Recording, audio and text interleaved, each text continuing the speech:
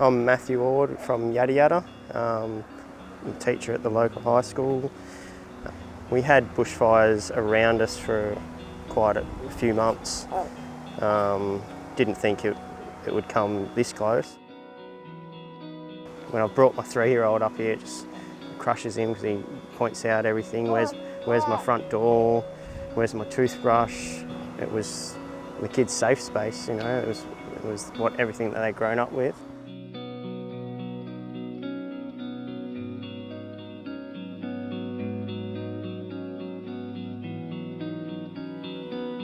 Trauma with children is always really interesting, and if I was trying to identify what trauma looks like for a child, I would be thinking about what's different about this child now compared to the way that they were a number of months ago. So that's when you're talking about an episode of trauma or an instance of trauma. So the bushfire crisis would be an example of an episode of a traumatic kind of experience. So I'd be watching out for irritability, anxiousness, sleep disturbances, a child who's particularly anxious if their parents aren't with them, or like the separation anxiety.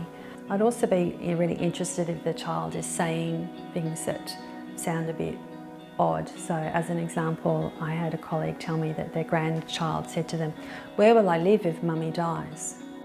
Yes, you can answer that question, but what's behind that question? So that child had spent weeks watching the news.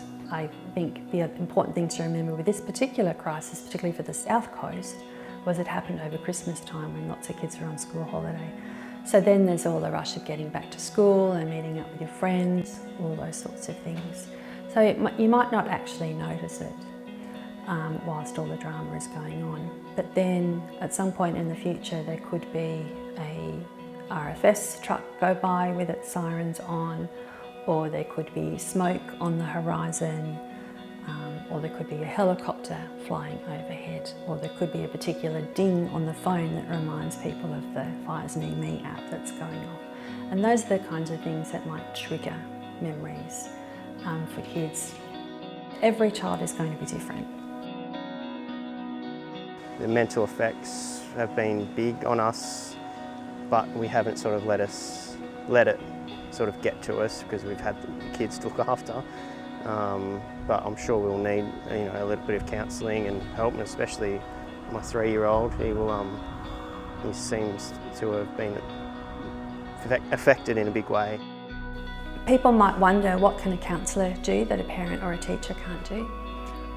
Adolescent and children's counsellors are especially trained to have particular tools in their tool bag to come alongside children and work in a therapeutic way. The counsellor in that moment is there just for that child or young person and them alone, and is giving them their undivided attention with skills and tools to help them talk about, process and deal with their issues, their memories, their concerns, their worries. Anglicare is privileged to already be part of this community. So we've had services down on the South Coast for, gosh, I think over 40 years.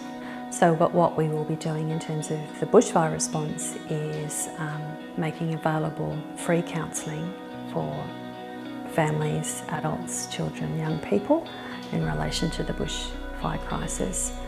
And then particularly targeting working with children and young people and working with other local community members who are with those young people, so be it schools, church youth groups, those kind of things. So we come alongside people who are already part of a young person's network.